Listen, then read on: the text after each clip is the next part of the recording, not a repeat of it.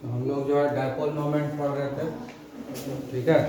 Dipole moment समझ में आ गया क्या है। ये जो डायपोल मोमेंट है ये डिसाइड करता है आयनिक कैरेक्टर इन कोवेलेंट कंपाउंड, ठीक है ना। और ये सारा चीज़ समझिए। अब इसमें समझने की ज़रूरत है, इसमें वेक्टर क्वांटिटी है, इसको क्या बोलते हैं, वेक्टर क्वांटिटी। वेक्टर क्वांटिटी समझते हो तुम लोग? हाँ, सब लोग समझते हो ना? हाँ, समझते हो तो फिजिक्स थोड़ा बहुत पढ़े, नहीं समझते हो तो फिजिक्स नहीं पढ़े।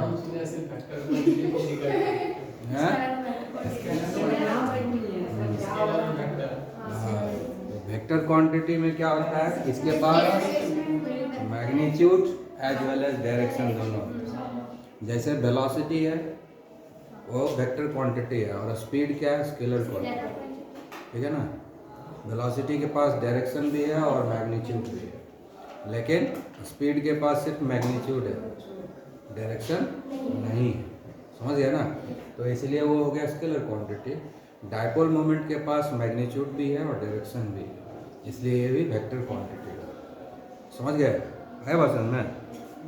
और वेक्टर, ये जो डायपोल मोमेंट है ना, it is directed towards the more electronegative element. जो ज़्यादा इलेक्ट्रोनेगेटिव होता है ना, उसका डायरेक्शन जो है डायपोल मोमेंट का उधर ही रहता है, ठीक है। तो ये वेक्टर क्वांटिटी है और ये एक्सपेरिमेंटली डिटरमाइन कर सकते हैं। इसको हम लोग एक्सपेरिमेंट करके डिटरमाइन करते हैं, समझ गए ना। इसके लिए इंस्ट्रूमेंट है, लेबोरेटरी में एक्सपेरिमेंट करके हम डायपोल मोमेंट को कैलकुलेट कर सकते हैं, डिटरमाइन कर सकते हैं। तो ये एक्सपेरिमेंटली ये जो है हम लोग करते हैं, डायपोल मोमेंट को हमेशा एक्सपेरिमेंटली जो है फाइंड आउट करते हैं, याद रखोगे। ये वेक्टर क्वांटिटी है, समझ में आ गया। ये डायरेक्शनल कैरेक्टर है। अब जैसे हम लेते हैं HCl, है ना। Chlorine is more electronegative, chlorine is more electronegative, it is dipole moment को रिप्रेजेंट करते हैं इस तरह से, ठीक है। एरो दे देते हैं, arrow is directed toward the more electronegative elements, ठीक है। और जिधर पॉजिटिव रहता है उस साइड जो है उसके एरो में पॉजिटिव साइन बना देते हैं। ये हुआ रिप्रेजेंटेशन ऑफ डायपोल मोमेंट, ये रिप्रेजेंटेशन ऑफ डायपोल मोमेंट। और HCl का डायपोल मोमेंट जो होता है, ठीक है, HCl का डायपोल मोमेंट होता है 1.03 डायोप्टर, या डायोप्टर बोलते हैं, डीवाई। डायोप्टर यहाँ कहाँ से आएगा, डायोप्टर कहाँ रहता है,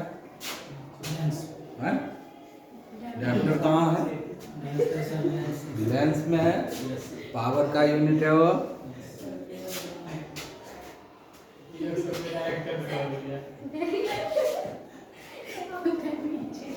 समझ में आ गए। तो हाइड्रोक्लोरिक एसिड का डायपोल मोमेंट 1.03 है, इसीलिए इसमें आयनिक कैरेक्टर है। हाँ, ये कोवेलेंट मॉलिक्यूल, फिर भी इसमें आयनिक कैरेक्टर है, समझ गए। जब ये HCl बनता है तो कोवेलेंट मॉलिक्यूल बनता है, लेकिन बाद में ये आयनिक हो जाता है ना। हाइड्रोक्लोरिक एसिड गैसियस स्टेट में भी ये इसमें आयनिक कैरेक्टर रहता है, ये याद रखो, क्योंकि इसका डायपोल मोमेंट 0 नहीं है, 1.03 डीबाई, समझ गए। हाँ,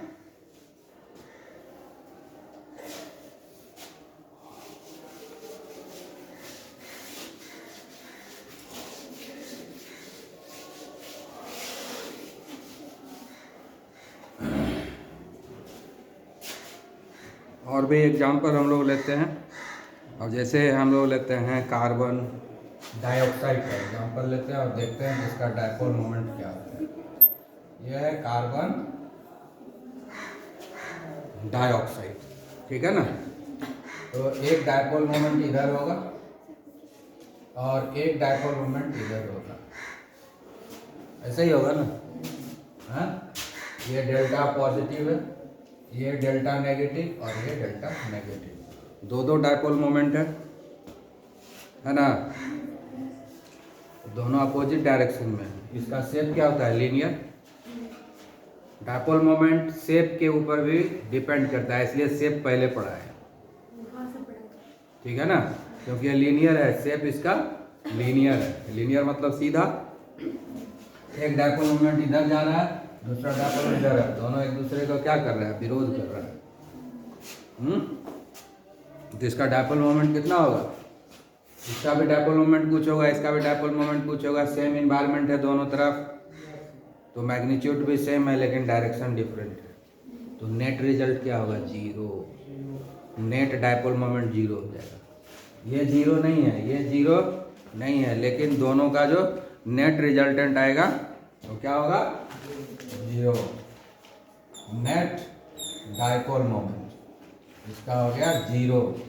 ये इस डायरेक्शन में, इधर इस डायरेक्शन में, दोनों जो है, समझ गए कि नहीं। एक आदमी बीच में खड़ा है, एक आदमी इधर से खींच रहा है, दूसरा आदमी इधर से, दोनों एकदम सेम है फट से, तो आदमी ना हिलेगा ना डुलेगा, यहीं रहेगा। हाँ हाथ तो हो सकता है टूट जाए, एक साथ टूटेगा दोनों, इधर से इधर जाएगा, इधर से, समझ गए कि नहीं।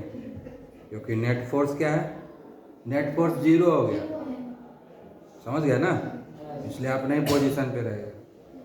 तो यहाँ पर हमको देख के लगता है कि पोलार कंपाउंड होगा, कोई भी आदमी देखेगा पोलार कहेगा ना, क्योंकि इलेक्ट्रोनेगेटिविटी डिफरेंस है। तो सिर्फ देख करके खाली इलेक्ट्रोनेगेटिविटी पर जाएंगे तो हम बहुत जगह गलत हो जाएंगे। इसके पहले अभी HCl था, उसमें खाली इलेक्ट्रोनेगेटिविटी डिफरेंस से डिसाइड कर लिए कि हाँ उसमें डायपोल मोमेंट होगा, आयनिक कैरेक्टर है उसमें।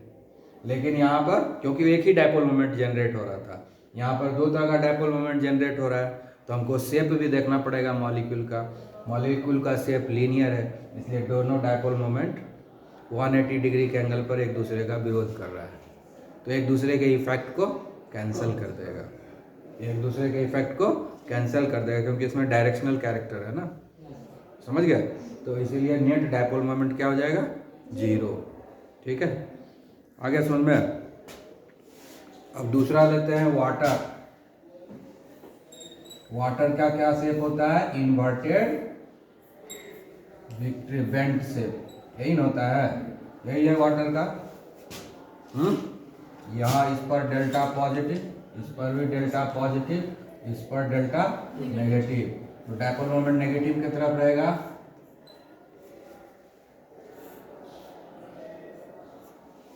डायपोल मोमेंट, दो डायपोल मोमेंट यहाँ पर जनरेट हो रहा है, एक डायपोल मोमेंट इस डायरेक्शन में, दूसरा डायपोल मोमेंट इस डायरेक्शन में, दोनों ऐसे जा रहा है, यहाँ मिल रहा है, तो एक दूसरे को सपोर्ट किया, एक दूसरे को सपोर्ट किया ना, तो इसका कुछ नेट रिजल्ट आएगा। ठीक है ना, जो मैथ पढ़ रहा है वेक्टर क्वांटिटी समझ में आ रहा है, दोनों सपोर्ट कर रहा है, तो यहाँ जो है नेट रिजल्ट जीरो नहीं होगा, दोनों ऐड हो जाएगा, एडिशन ऑफ वेक्टर हो रहा है यहाँ पर। ठीक है ना, तो यहाँ पर जो है नेट रिजल्ट डायपोल मोमेंट आएगा। ठीक है ना, इसलिए इसको मोटा ताजा बना देते हैं, है ना, मोटा ताजा बन गया, क्योंकि दो का सपोर्ट है। समझ गया, नेट रिजल्ट आएगा, इसमें कुछ ना कुछ आएगा। इसका जो नेट रिजल्ट आता है, नेट डायपोल मोमेंट आता है 1.883 डिवाइड 1.83 डिवाइड। समझ गया, क्लियर।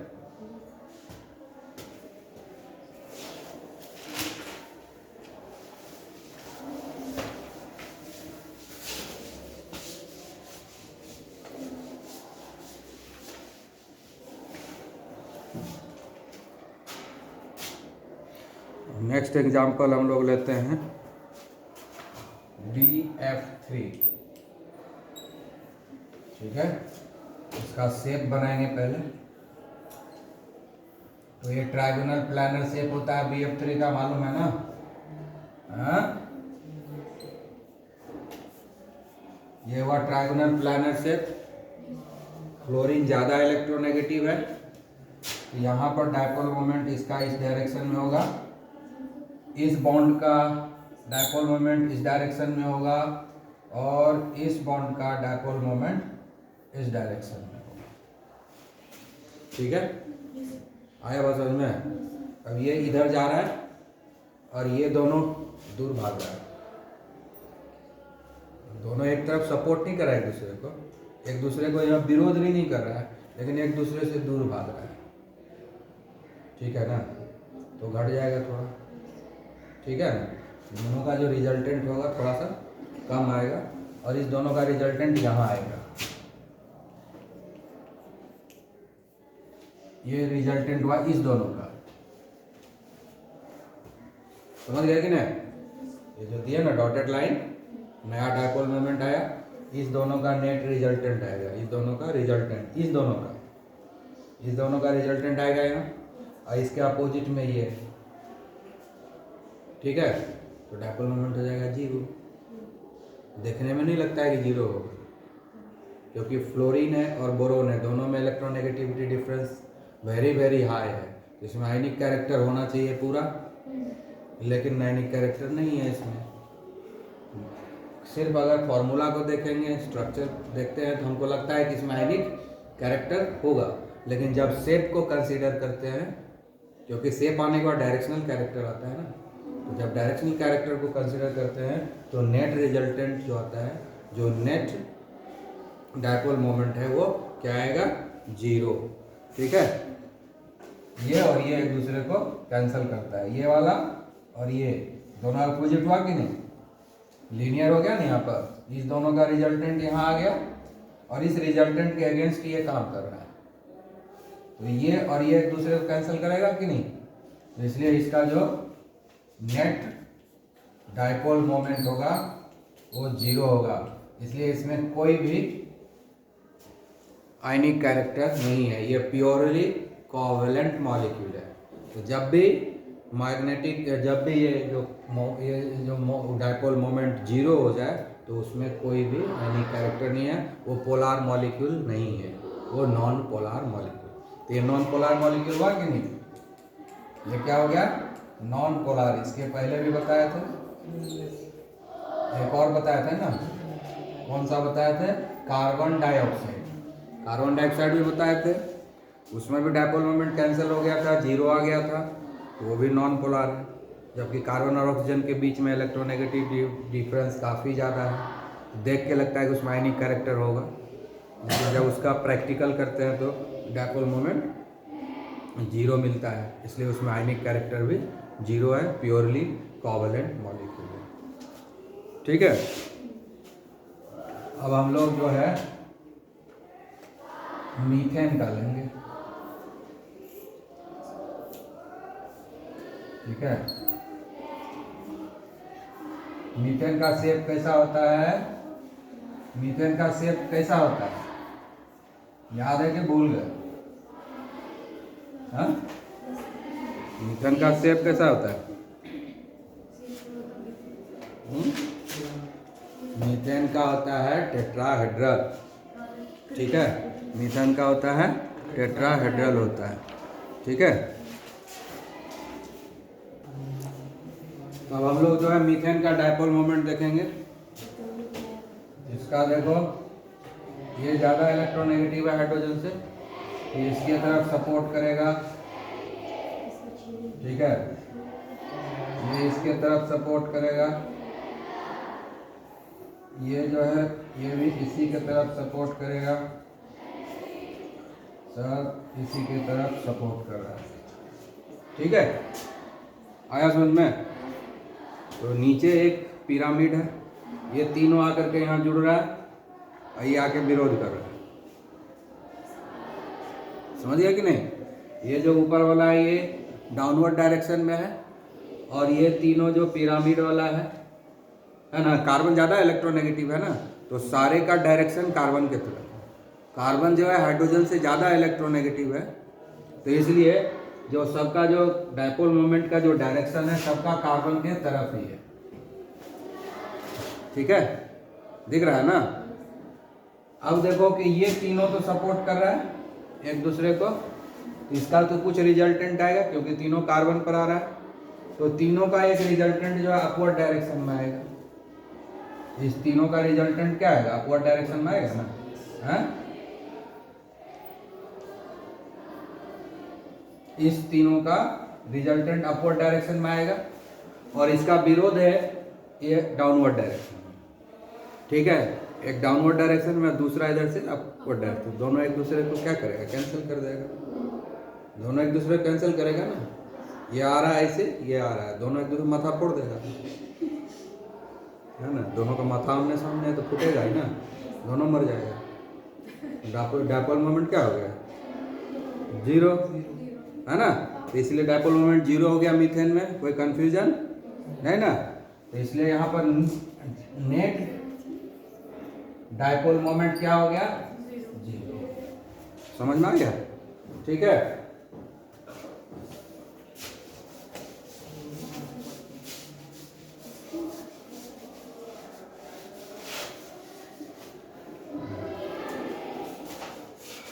उसके बाद हम लोग एक एग्जाम्पल लेते हैं अमोनिया का, ठीक है। अमोनिया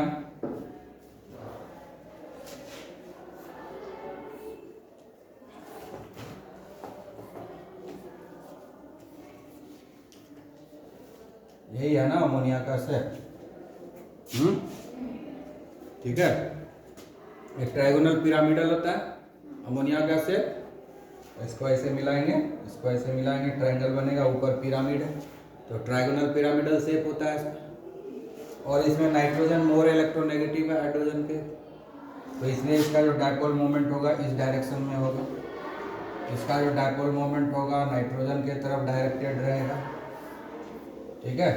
3 डायपोल मोमेंट है, तीनों ही सपोर्ट कर रहा है, तीनों एक ही पॉइंट पे जाके जमा हो रहा है, इसलिए कैंसिल नहीं कर रहा है, बल्कि इसका एक नेट रिजल्ट आएगा, जीरो तो नहीं हो सकता है, ठीक है ना। आगे बस समझ में। तो नेट डायपोल मोमेंट इसका जो आता है, थियोरेटिकली तो संभव नहीं है, प्रैक्टिकली निकालते हैं ना, देख के खाली ये बता सकते हैं कि जीरो होगा कि नहीं होगा, इससे हम पता लगा लेंगे कि जीरो होगा या नहीं होगा, लेकिन एक्चुअल डायपोल मोमेंट तो हम प्रैक्टिकली ही पता कर सकते हैं, उसको थियोरेटिकली डिटरमाइन नहीं कर सकते हैं, उसको एक्सपेरिमेंटली ही डिटरमाइन करना पड़ेगा। आगे बात समझ में। देख करके इतना जरूर पता लगा लेंगे, हाँ भाई इसमें जीरो है कि नहीं। जीरो है तो कोवलेंट, प्योर कोवलेंट मॉलिक्यूल है, कोई आयनिक कैरेक्टर नहीं है, और अदर देन जीरो है तो डायपोल मोमेंट है, इसमें कुछ ना कुछ आयनिक कैरेक्टर है, पोलर मॉलिक्यूल है, ठीक है। तो ये क्या है, non polar molecule. Dipole moment zero हो गया तो क्या हो गया, नॉन पोलर मॉलिक्यूल हुआ, ठीक है। ये नॉन पोलर मॉलिक्यूल।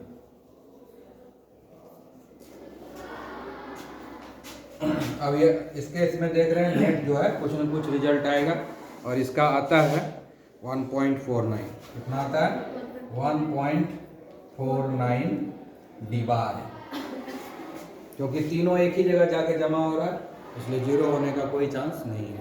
और एग्जैक्टली 1.49 होगा, ये एक्सपेरिमेंटली पता करते हैं, थियोरेटिकली पता नहीं चलता है। थियोरेटिकली सिर्फ इतना देखते हैं कि जीरो हो सकता है या नहीं हो सकता है, ठीक है।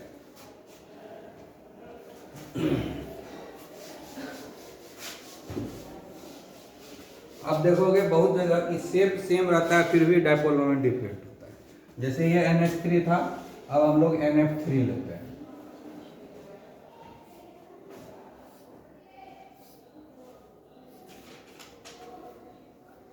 ये NF3 हो गया, बड़ा ही सिग्निफिकेंट एग्जाम्पल है, ठीक है।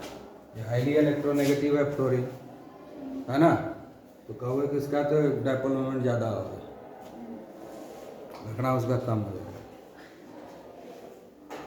समझ गए, क्योंकि फ्लोरीन ज़्यादा इलेक्ट्रोनेगेटिव है। तो इसका जो ये डायरेक्शन होगा डायपोल मोमेंट का, इसका ये डायरेक्शन होगा डायपोल मोमेंट का, और इसका ये डायरेक्शन होगा डायपोल मोमेंट, तीनों एक दूसरे से दूर जा रहा है, कैंसल तो नहीं कर रहा है लेकिन एक दूसरे से दूर जा रहा है, तो सपोर्ट नहीं कर रहा है, कैंसिल भी नहीं कर रहा है, सपोर्ट भी नहीं कर रहा है, यानी डायपोल मोमेंट बढ़ेगा नहीं, बहुत ज़्यादा नहीं बढ़ेगा, क्योंकि दूर भाग रहा है ना, तो सबट्रैक्शन हो जाएगा। जब वेक्टर एक दूसरे से दूर जाता है तो सबट्रैक्शन होता है ना, वेक्टर एडिशन, वेक्टर सबट्रैक्शन, पढ़े हो गए ना। तो यहाँ पर वेक्टर सबट्रैक्शन हो जाएगा, तो क्वांटिटी क्या हो जाएगा, कम हो जाएगा। क्वांटिटी क्या है, ये कम हो जाएगा, ये हो जाएगा डायपोल मोमेंट 0.25 हो जाता है इसका, इसका जो नेट डायपोल मोमेंट है वो सिर्फ 0.25 dBi है, जबकि इसका देखो तो कितना है 1.49। दोनों का शेप सेम है ना, ये भी ट्रायगोनल पिरामिडल है और वो भी ट्रायगोनल पिरामिडल है, और उसमें ज़्यादा इलेक्ट्रोनेगेटिव एलिमेंट्स है। तो देख के कोई भी कहेगा कि यही ज़्यादा होना चाहिए, इसमें ज़्यादा होना चाहिए आयनिक कैरेक्टर, लेकिन आयनिक कैरेक्टर उल्टा बहुत कम है, सिर्फ 0.25 है और यहाँ 1.49 है, 3 गुना से भी ज़्यादा है। समझ गया ना। तो एक्चुअल हमको पता करना होता है, जब उसका डायग्राम वगैरह सब कुछ बनाते हैं तब एक्चुअल पता चल जाता है। ठीक है, आगे समझ में। तो डायपोल मोमेंट समझ में आया। ठीक है, तो ये हो गया application of dipole moment. Application मतलब यूज। डायपोल मोमेंट जो हम लोग सीखे उसका आखिर हम क्या यूज करें, किस लिए सीखे। ऐसे ही एग्जाम पास करने के लिए कि कुछ काम देगा जिंदगी में, हाँ कुछ काम देगा या खाली बस एग्जाम पास करो। हाँ, अगर कहीं काम देगा तो ये ज्ञान के कैरेक्टर में आएगा, और काम नहीं देगा खाली एग्जाम के लिए आएगा। ठीक है ना। तो ज्ञान के लिए भी होगा कि अगर हमको कहीं पता करना हो कि जो मॉलिक्यूल है वो पोलार है कि नॉन पोलार है, तो डायपोल मोमेंट से पता चल जाएगा। डायपोल मोमेंट 0 हो गया तो वो नॉन पोलार हो गया, और डायपोल मोमेंट अदर देन 0 है तो पोलार हो गया। अदर देन 0 है तो पोलार हो गया। नेगेटिव में आएगा नहीं इसका, जब आएगा तो 0 आएगा या पॉजिटिव आएगा। नेगेटिव में डायपोल मोमेंट आने वाला नहीं है, इसलिए मैं सोचना कि माइनस आ गया तो माइनस आएगा ही नहीं। समझ गया ना, क्योंकि हम तो चार्ज को मैग्नीट्यूड लेते हैं, उसका साइन तो लेते ही नहीं है, और डिस्टेंस तो कभी नेगेटिव होता नहीं है। 0 से कम कोई डिस्टेंस होगा क्या? 0 के बाद क्या डिस्टेंस होगा? हाँ, समझ गया ना। तो इसलिए हम लोग डिफ्रेंशिएट कर सकते हैं पोलार और नॉन पोलार मॉलिक्यूल। ठीक है, आगे सुन में। दूसरा है कि हम ये पता कर सकते हैं कि उसमें आयनिक कैरेक्टर कितना है। कोई मॉलिक्यूल है तो उसमें आयनिक कैरेक्टर कितना है, कितना परसेंटेज हो सकता है। जितना ज़्यादा डायपोल मोमेंट होगा उतना ज़्यादा उसमें आयनिक कैरेक्टर। तो हम लोग आपस में कंपैरिजन कर सकते हैं। अगर 4-5 मॉलिक्यूल दे दिया, बोलेगा बताओ सबसे ज़्यादा आयनिक कैरेक्टर किस में होगा, तो हम उसको इंक्रीजिंग और डिक्रीजिंग ऑर्डर में हम अरेंज कर सकते हैं डायपोल मोमेंट के बेसिस पर। इंक्रीजिंग डायपोल मोमेंट, इंक्रीजिंग आयनिक कैरेक्टर। जैसे जैसे डायपोल मोमेंट इंक्रीज करेगा आयनिक कैरेक्टर भी इंक्रीज कर जाएगा। ठीक है, और तीसरा है शेप ऑफ मॉलिक्यूल। ये उतना सेटिस्फैक्टरी यूज तो नहीं है, लेकिन मान सकते हैं। ये दोनों तो परफेक्ट यूज है, ये कुछ जगह यूज बता सकता है। ये क्या बताएगा, जैसे किसी का डायपोल मोमेंट 0 है और उसका मॉलिक्यूलर फॉर्मूला इस तरह का है, जैसे कि BeF2 है, BeF2 है और इसका डायपोल मोमेंट हमको 0 मिल जाए, इसका मतलब ये लीनियर है। ठीक है, आया बात समझ में। अब कोई है जैसे ये BeF3 है, 3 है, अब इसका डायपोल मोमेंट 0 मिल गया, इसका मतलब इसका ट्रायगोनल प्लानर होगा। समझ गए। कुछ आइडिया शेप के बारे में हमको डायपोल मोमेंट से मिल सकता है। अब जैसे वाटर का केस आएगा, इसका जो डायपोल मोमेंट आता है 1.83। कितना लिखा थे वाटर का? 1.83 ना, 1.83 है। इसका मतलब ये लीनियर तो नहीं है, ट्रायगोनल प्लानर तो नहीं है, 2 शेप रूल आउट हो गया, तो कुछ और ही होगा। मतलब कुछ आइडिया हमको शेप के बारे में मिल जाता है। परफेक्ट आइडिया तो नहीं मिलता है, लेकिन इतना तो हम डिसाइड कर सकते हैं कि लीनियर है या नहीं है, ट्रायगोनल प्लानर है या नहीं है, इतना डिसाइड कर लेते हैं। लीनियरिटी पता चल सकता है, अगर 0 हो गया और 2 ही है तो लीनियर हो सकता है। अगर 3 है इसमें और 0 है तो इसका मतलब ये ट्रायगोनल प्लानर होगा, तभी 0 संभव है। तो कुछ आइडिया हमको शेप ऑफ द मॉलिक्यूल मिल जाता है। तो यही 3 मेन यूज है डायपोल मोमेंट का। मेन तो यही दोनों यूज है, और ये एक्स्ट्रा में है। समझ गए। यूज हेल्प कर भी सकता है नहीं भी हेल्प कर सकता है, लेकिन ये दोनों तो परफेक्ट यूज होगा। ठीक है, तो एप्लीकेशन ऑफ डायपोल मोमेंट हो गया। अब दूसरे दिन पढ़ेंगे हम लोग आयनिक बॉन्ड में भी कोवेलेंट कैरेक्टर होता है। समझ गए? क्लियर? आई बात समझ में? वही नेक्स्ट डे पढ़ेंगे।